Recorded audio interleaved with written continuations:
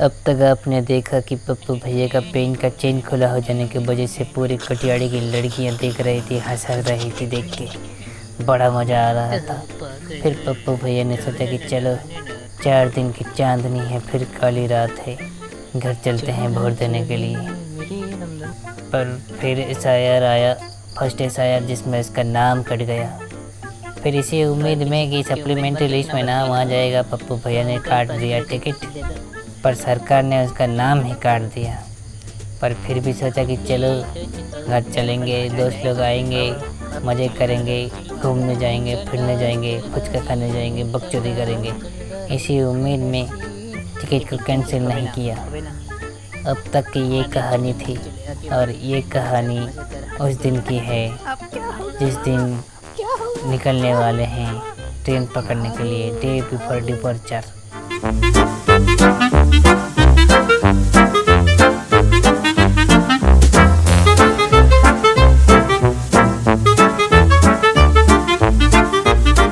मुझे ऐसे ऐसे दोस्त मिले कि क्या बताएं आपको। सब एक से एक कलाकार है, नमूने, एक जोकर है, सर्कस के जोकर है ना। जब 1 महीना पहले रिजर्वेशन कराया था तब मैंने जस्ट कॉल हिम शमशान।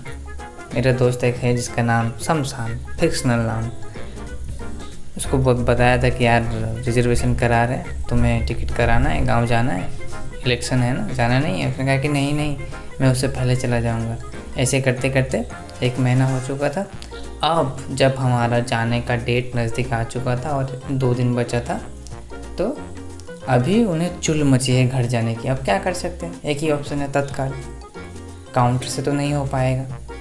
अब हमने ऑनलाइन भी एक बार ट्राई किया था तत्काल का, कुछ दिन पहले, हमसे तो नहीं हो पाया। तो हमने अपने गांव के मास्टर जी को दिया तत्काल टिकट मारने के लिए, और बाकी भगवान के भरोसे छोड़ दिया।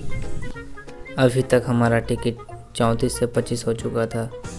ChatGPT कह रहा था, भाई तू टेंशन मत ले, टिकट आराम से कंफर्म हो जाएगा, उस रूट पे ज़्यादा भीड़ नहीं होती, तू जाके चिल मार।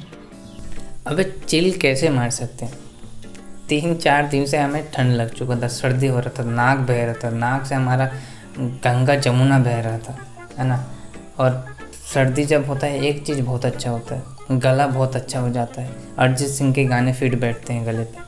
फिर खैर जान दीजिए, किसी ने हमसे कहा था कि यार जब सर्दी ज़ुकाम हो तो दवाई नहीं लेना चाहिए, अपना शरीर का इम्यून सिस्टम को थोड़ा स्ट्रॉन्ग मजबूत बनाना चाहिए। तो हमने स्वयं का सेवा करना छोड़ दिया था कुछ दिन, और आयुर्वेदिक चिकित्सा कर रहे थे अपना। खुद ही गर्म पानी पी रहे थे, काढ़ा बना के पी रहे थे, गर्म पानी का भाप ले रहे थे। विक्स तो था नहीं हमारे पास, तो विक्स का कैंडी डाल के भाप ले रहे थे। हमने मम्मी को कहा कि ऐसा ऐसा बात है, सर्दी लग चुका है, तो कहा कि नहा लो। जितने दिन सर्दी लगा था उतना दिन नहाए नहीं थे डर में। तो मम्मी ने कहा कि सर्दी लगा है तो नहा लो, वरना जम जाएगा तो मर जाओगे। तो फिर मैंने सोचा चलो नहाते हैं। तो अभी ये जो टॉवल गमछा ले लिया है हमने, अभी नहाने जा रहे। तो फिर मैं शाम को टॉवल लेके वॉशरूम पे गया नहाने के लिए। मैंने जाके नल चालू किया, पानी भरा बाल्टी में। मैंने बाल्टी पे अपना हाथ दिया पानी पे, जितना हिस्सा मेरे हाथ का उंगली का पानी को स्पर्श किया था उतना हिस्सा मेरा फ्रीज़ हो चुका था, जम चुका था, बर्फ़ हो चुका था। इतना ठंडा पानी था। कुएं का पानी बहुत ख़तरनाक ठंडा होता है, और उससे भी ज़्यादा ठंडा कब होता है, जब अभी अभी पानी भरा जाता है टंकी पे। तो मैंने सोचा कि यार मुझे हाइपोथर्मिया होके नहीं मरना है। मैंने सोचा कि कल सुबह को नहा लेंगे। अब आपको हम बंगालियों के बारे में कुछ बताना इम्पोर्टेंट है। हम बंगालियों के लिए जितना इम्पोर्टेंट मछली खाना होता है, उससे ज़्यादा इम्पोर्टेंट होता है दोपहर को सोना। हमें लगता है अगर हम दोपहर को नहीं सोए तो हमें जेल हो सकता है, हमें देशद्रोही कहा जा सकता है। तो बचपन से मेरा यही आदत था दोपहर को सोने का, पर यह आदत छूट चुका था जब मैं बाहर आया था, शहरों पे आया था। शहर पे जब मैंने आके देखा कि यहाँ पे लोग सोते ही नहीं हैं। शहर तो पूरा रात भी जगा होता है, पूरा दिन जगा हुआ था। तो ये आदत मेरा छूट चुका था। जब भी मैं घर पे जाता हूँ, मम्मी बड़ा गाली देती है मुझे कि यार दोपहर को सोया करो, काले हो जाओगे, है ना, सो जाया करो दोपहर को, तुम क्या पढ़ते रहते हो किताब लेके हाथ में। उसी तरह हमारे यहाँ कोई सुबह को नहीं नहाता है, ना ही कोई रात को नहाता है। रात को नहाता है तो डर लगता है कि ठंड वंड लग जाएगा, भाई साहब मर जाएंगे बुखार होकर। और सुबह को कोई नहीं नहाता। ज़्यादातर लोग दोपहर को नहाते हैं। दोपहर को अगर नहीं नहाओगे तो खाना नहीं मिलेगा, हर घर का नियम है, मेरे घर पे खास करके नियम है, खाना नहीं मिलता है, ठंडी हो या गर्मी नहा लो पहले। सुबह को सिर्फ वही लोग नहाते हैं जिनकी अभी अभी शादी हुई है, तो हम यहाँ पे रात को नहाते हैं क्योंकि पूरे दिन भर का थकान होता है तो बॉडी रिलैक्स हो जाता है, रात को नहा लेते तो नींद अच्छी आती है। सुबह को कभी नहीं नहाते हम, दोपहर को नहा लेते कभी कभार जब छुट्टी होता है। तो उस दिन हम जब सुबह को नहा के निकल के आ रहे हैं, हमारा दोस्त शमशान खाना बना रहा था, हमारी तरफ देखा, हमारी आंखों में आंखें डाल के बोला, और कर लिया सेक्स।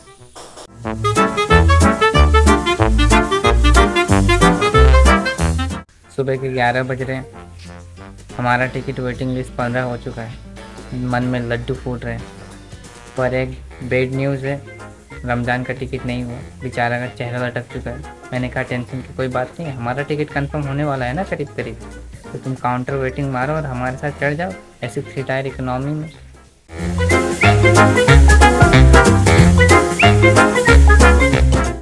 शाम का 7 बजे का समय था, सूरज हमें खुदा हाफिज़ कह के जा चुका था, चांद तारे धीरे धीरे नज़र आ रहे थे। मैं अपना बुक शेल्फ से एक एक किताब अपने बैग पे भर रहा था।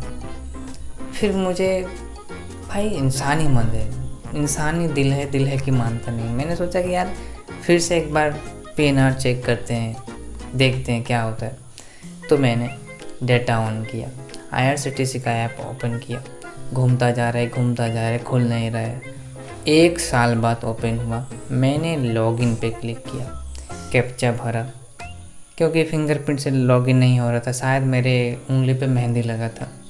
फिर मैंने ट्रेन पे क्लिक किया, फिर मैंने बुक्ड टिकट पे क्लिक किया, माई बुकिंग्स पे। फिर मैं वहाँ पे गया, अपना जो टिकट था उस पर क्लिक किया, करंट स्टेटस पे क्लिक किया, waiting list 11, chart is prepaid. मेरा दिमाग ख़राब हो गया था, मेरा दिमाग फट गया था। अब हमारे इंडियन रेलवे का चार्टिंग सिस्टम को समझना बहुत ज़रूरी है। 2 बार चार्ट बनता है, एक पहला चार्ट और दूसरा फाइनल चार्ट। तो सुबह से 5 बजे से दोपहर 2 बजे तक जो ट्रेन शुरू होता है उनका चार्ट निकलता है अगले दिन 7-8 घंटे पहले रात को। तो करीब 7-8 बजे पहला चार्ट निकल जाता है। जब हमने चेक किया था तो पहला चार्ट निकल चुका था, चार्ट इज़ प्रिपेयर्ड दिखा रहा था।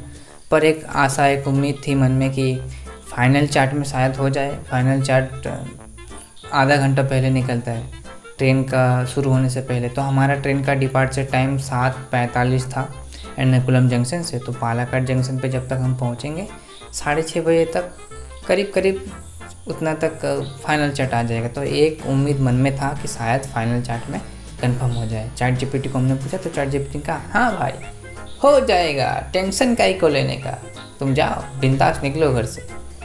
पर एक कहानी में एक छोटा सा ट्विस्ट है। हम 3 जन घर जा रहे थे, शमशान का टिकट नहीं होता, शमशान हमारे साथ नहीं जा रहा था, पर मेरा एक दोस्त था, 3 लोगों का साथ हमने टिकट काटा था। उसका नाम भी अरमान, फिक्शनल नाम, ओरिजिनल नाम नहीं लेंगे भाई साहब। तो अरमान बाडाकेरा स्टेशन पहुंच चुका था। हम अभी एक उम्मीद मन में लिए, अपना सभी सामान रख दिया मैंने और सिर्फ अपना एक छोटा सा लैपटॉप बैग लिया। लैपटॉप तो है नहीं पर फिर भी उसका नाम लैपटॉप बैग है। तो लेके बाडाकेरा स्टेशन के लिए निकल गए उम्मीद के साथ कि चलो पालाकड़ तक जाएंगे, ठीक, फिर देखा जाएगा, कंफर्म हो जाएगा, आराम से कंफर्म हो जाएगा, बहुत चांस है फाइनल चार्ट में। पालाकाड से सुबह 10 बजे को ट्रेन है, जिसे पकड़ने के लिए हमें उसका पहले दिन रात को वेस्ट कोस्ट पकड़ना पड़ेगा, वेस्ट कोस्ट एक्सप्रेस जो चेन्नई जाता है, पर हमें पालाकाड में उतरना है। तो बाडाकेरा में वो रात को 2:25 में आता है। अरमान पहले पहुंच चुका था स्टेशन पे। मैं गया, जाके अरमान को कहा कि देखो भाई साहब, अगर टिकट कंफर्म हुआ तो आगे चलेंगे, वरना वापस आएंगे, नहीं जाएंगे, ठीक है, सिंपल सी बात है। तो ट्रेन आया रात को करीब 3 बजे और हम चढ़ गए ट्रेन पे। स्लीपर कोच का कंफर्म टिकट था, पर सो नहीं सकते थे क्योंकि सुबह का करीब 6 बजे पालाकाड में उतरना है। अगर सो गए 3 घंटे के लिए तो उठ नहीं पाएंगे। पर जब भी नींद का झपकी लग रहा था, मैं उठ के तुरंत चेक कर रहा था कि यार पहुंच तो नहीं गए, यार क्या पता पालाकाड की जगह ईरोड जंक्शन, सालेम जंक्शन पहुंच गए बता। और इसी तरह रात का नींद हराम करके हम पहुंच गए पालाकाड स्टेशन।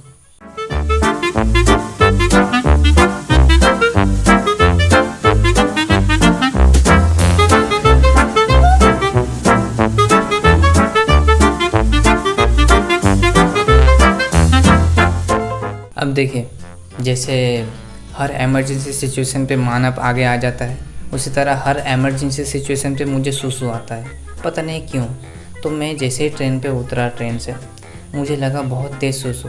अरमान ने तो उसी ट्रेन पे कर लिया था चढ़ के फिर से, क्योंकि 10 मिनट रुका था ट्रेन, पर मुझसे अब सहा नहीं जा रहा था। ठीक है, तो मैंने शुरू किया ढूंढना सुलभ शौचालय। पहले प्लेटफॉर्म नंबर 5 ढूंढा, 4 ढूंढा, 1 की तरफ गया, 2 की तरफ गया, 3 की तरफ, मुझे कहीं नहीं दिखा।